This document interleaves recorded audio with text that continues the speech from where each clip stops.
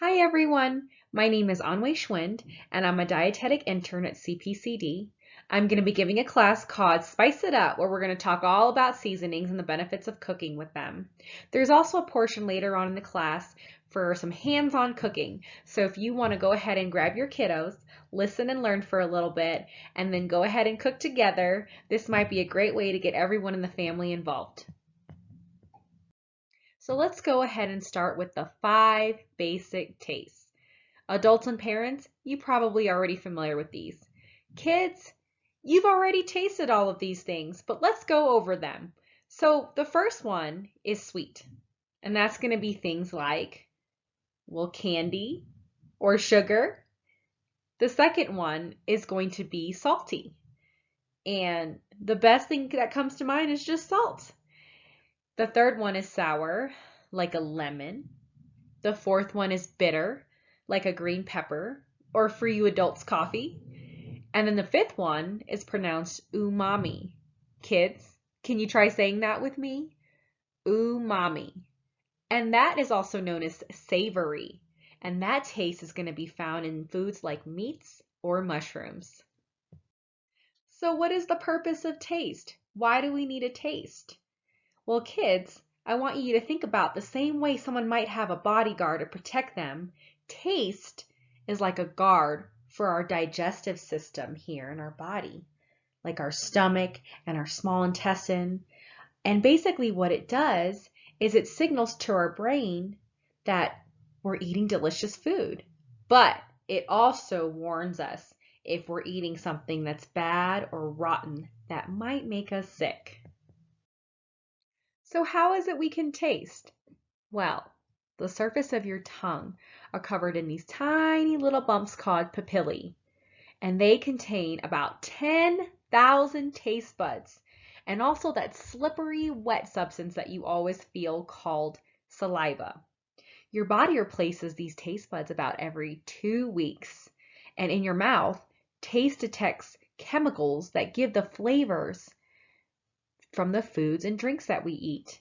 Chewing releases these chemicals, which then dissolve in that saliva, which then seeps into those taste buds where they touch taste receptor cells, which in turn signal your brain to let it know that what you're eating is delicious or maybe not so great. So let's talk a little bit about salt. Is salt bad for you? When you think about taste, probably salt is one of the first things that comes to your mind. And you might have heard that salt is bad for you and that you should stay away from it.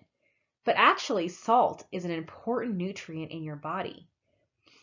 Our body uses salt to balance fluids in the blood and maintain a healthy blood pressure.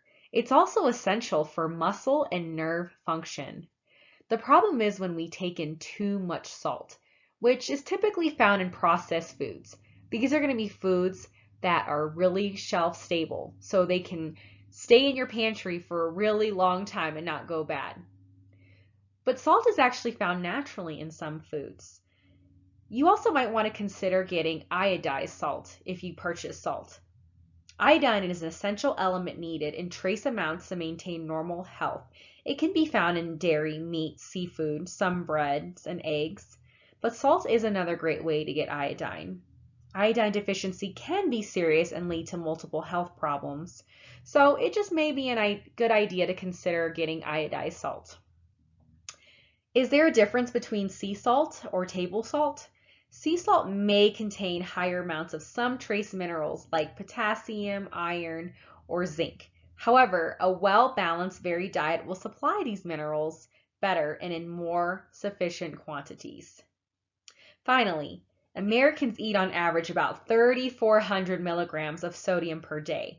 However, the dietary guidelines for Americans recommends limiting sodium to less than 2,300 milligrams per day, or that's about 1 teaspoon of salt. As you can see here, making your own foods, such as dressing, can greatly reduce the amount of sodium that you intake, especially because you're going to be adding the salt yourself. So here you can see that in Hidden Valley Ranch, there's about 260 milligrams of sodium per serving, and there's about 4 times less than that in a homemade dressing. If that homemade ranch dressing picture was appealing to you, I went ahead and put in the recipe right here for you, so you can go ahead and pause, or you can just come back to this video at a later time and give the homemade ranch dressing a shot. So if salt is an essential nutrient, why not just use salt?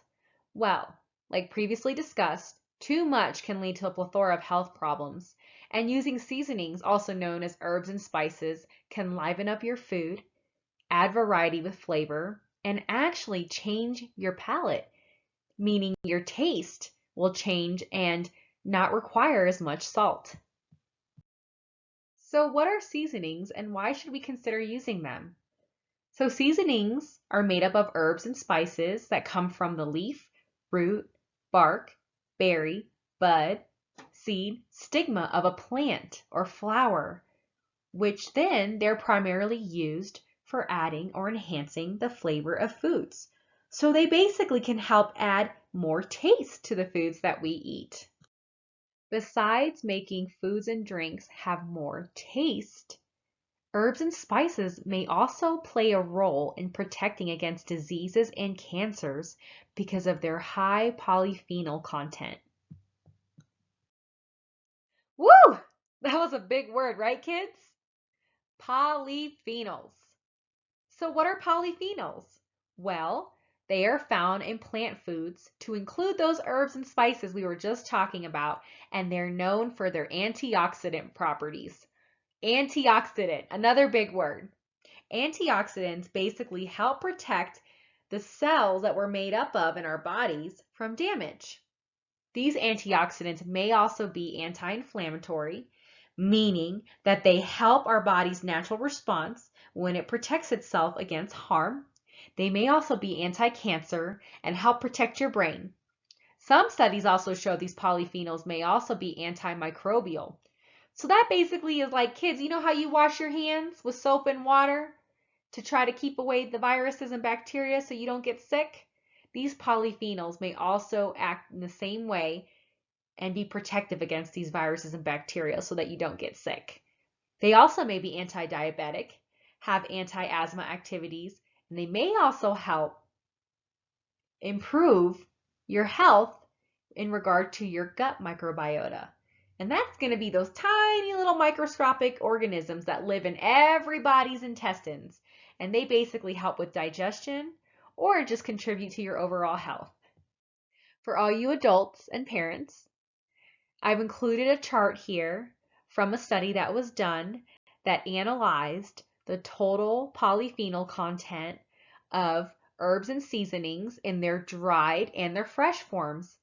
And they found that the dried form of herbs and seasonings tend to have more of those polyphenols than the fresh forms. So for example, if we look at the very first food, coriander, which is a seasoning that can be used during cooking, the dried form is way higher in polyphenols than the fresh form.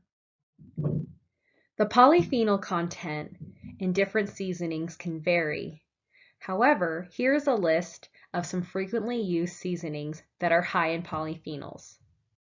So now, let's dive a little bit deeper into some of these spices and herbs and talk about their specific health benefits. The first herb we're going to talk about is turmeric. You might have already had turmeric if you've eaten curry. That's typically what gives the curry its vibrant yellow color. Turmeric is available as fresh, or it can be ground. Its main active ingredient is called curcumin, which is what gives it its anti-inflammatory and antioxidant properties. Curcumin may improve brain function, lower the risk of brain diseases, lower the risk of heart disease, and may also prevent and treat cancer. The next spice we're going to talk about is ginger. Ginger is a flowering plant that comes from Southeast Asia. It's also among one of the healthiest and most delicious spices that are used. It's also closely related to the previous herb we just talked about, turmeric. Ginger can be used fresh, dried, powdered, or as an oil or juice. It's a very common ingredient in recipes. It has a very long history of use in various forms of traditional and alternative medicine. It's been used to aid in digestion, reduce nausea, and help fight the flu and common cold, to name a few of its purposes. Gingerol is the main bioactive compound in ginger. This is what gives ginger its medicinal properties. Gingerol has powerful anti-inflammatory and antioxidant effects. Another spice that may have positive effects on your health is cinnamon. Cinnamon is made by cutting the stems of cinnamon trees, and when it dries, it forms strips that curl into rolls called cinnamon sticks. These sticks can then be ground to form cinnamon powder, or you can purchase the sticks too. Cinnamon is high in the compound cinnamaldehyde, which may have powerful effects on health and metabolism. Cinnamon is a powerful antioxidant, anti-inflammatory, and may also be used as a preservative. It also may have anti-diabetic, antibacterial, and antifungal properties, and may also have a protective effect against cancer. I'm sure you've been told that when it comes to purchasing fruits and vegetables, fresh should be the preferred option to other alternatives. Now, is this the same when it comes to seasonings? Not necessarily. Fresh herbs can be more expensive, and you probably only will use a small amount and the rest will go bad quickly. Some dishes actually taste better with dried herbs. Fresh herbs are typically best added at the end of cooking or after cooking, whereas dried herbs benefit from some cooking and should be added earlier to the dish to help develop flavor better. So when should you choose fresh herbs over dried ones? Well, they're typically best when you're making raw dishes. So these are going to be dishes like salad, dressings, pasta salad, and guacamole. Certain herbs like cilantro, parsley, tarragon, and chives are always better when fresh and won't add much flavor if they're used when they're dried. They're ideal when raw or cooked for just a few minutes. On the other hand, dried herbs should be used if you're going to be cooking something for over a few minutes. So these are going to be foods like sauces, stews, or soup. Some herbs that are ideal dried are oregano, marjoram, thyme, rosemary, bay leaf, curry leaf, and fennel seed. Now let's talk a little bit about substitutions. Parents and adults, let's say that you're cooking dinner and you're following a recipe that calls for 3 tablespoons of fresh parsley. You don't have fresh parsley and you also don't have time to go to the store, but you do notice that you have some dried parsley on hand. So the general rule for swapping dried for fresh herbs is to use 1/3 of the amount called for in the recipe. So if that recipe calls for 3 tablespoons of fresh parsley, you would instead use 3 teaspoons of dried parsley. If it calls for 1 tablespoon of basil, then you would use 1 teaspoon of dried basil instead. The same rule applies when substituting dried herbs for fresh ones in reverse. So, for example, if a recipe calls for 1 teaspoon of dried rosemary, you would instead add 1 tablespoon of fresh rosemary instead. There are some exceptions to the general substitution rule when it comes to cooking with garlic, basil, ginger, onion, sage, and thyme. Feel free to come back to this slide for reference if you're going to be cooking with any of these seasonings. Let's talk about how we should store herbs. When it comes to dried herbs, they do tend to lose their potency after a year. However, most seasonings that you do purchase will contain an expiration date on their containers. Be sure to keep them in their containers or something airtight and store them in a drawer or cabinet. If you're not sure how long you've had the seasoning, just open it up and take a whiff. And if there's no aroma or smell, it's probably not going to provide enough flavor when you're cooking it. For fresh herbs, you want to treat these like you would for flowers. Fill a glass or jar with a few inches of water, place the fresh herbs stem down into the water, cover them if you choose with a plastic bag, and put them in the refrigerator. Here is an infographic that I took from cooksmarts.com where they depict some commonly used spices and how they are best used when cooking. As you can see in the upper left of the visual, there is a key with a flavor profile showing what produce and proteins like meats and beans the spice is ideal with and what sorts of recipes they are best used in and what other seasonings they pair well with. So for example, if we look at cumin, it is ideally used with eggplant, tomatoes, zucchini, carrots, corn, and green beans for produce. With proteins, it pairs well with beans, chicken, beef, fish, lentils, pork, and tofu. Cumin is best used in curries, rice, soups, sauces, dry rubs, and marinades. It also pairs well with garlic powder, turmeric, ginger, cinnamon, and oregano. Feel free to come back to this part of the video, pause it, and use it for reference, or snap a picture with your phone for reference later. You can also get creative. You don't have to follow these instructions. You might find a combination that you like. Now, let's discuss some delicious recipes where we combine some of the seasonings that we discussed. Feel free to watch this section and then come back to it later if you want to try making these recipes with your family. Parents, involving your kids is a great idea. They can help put and mix spices and other ingredients together in bowls, pots, and in the crock pot. Just a reminder that cutting and using the stove should be an adult-only activity. Also, don't forget to wash your hands for at least 20 seconds before you begin. Let's talk about our first recipe for golden milk. This is a delicious and healthy drink that is sure to be a hit in your family.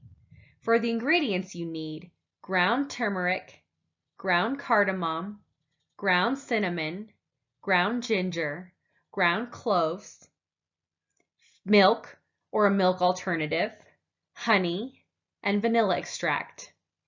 I want to point out that you don't need to have all of the exact ingredients for this to taste delicious. You can also combine other spices that you may have or omit a couple. You can also refer to that guide for flavoring with spices a few slides ago for more ideas. When it comes to preparation, the directions are pretty simple. Mix together the spices in a small bowl and set them aside. This is where kids can get involved and be very helpful. Adults and parents, you can go ahead and warm the milk on the stove top over medium heat. Stir in the honey and vanilla and cook another 30 seconds. Add the spices, stir, and warm for another 30 seconds. Pour into a mug and serve. You can also turn this warming beverage into a meal by stirring in half a cup of rolled oats and simmer for 5 minutes. Here's another easy, slow cooker chicken chili recipe that you can prepare with your children. It looks like there's a lot of ingredients in this one, but it really won't take long to throw everything together into the crock pot. You can even use cut up chicken thighs and breasts instead of the ground chicken that the recipe calls for, and can put them directly into your slow cooker raw. Just be careful about cross-contamination, meaning you don't want the raw chicken to touch anywhere but the cutting board and knife when cutting it up. Place the raw chicken directly into the crock pot when you're done, and then be sure to wash your hands, sanitize your cutting board and knife and prep area thoroughly before moving on to the rest of the instructions. So again, here for the ingredients, you can use ground chicken or you can use thighs or chicken breasts.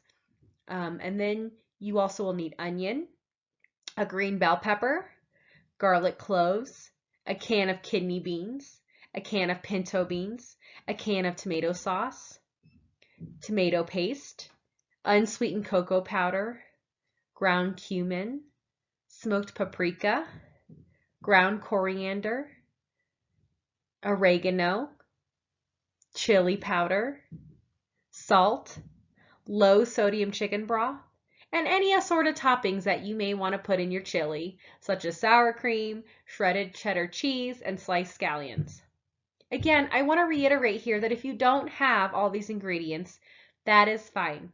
Omitting a few things or substituting a few things will surely still lead to a very delicious meal.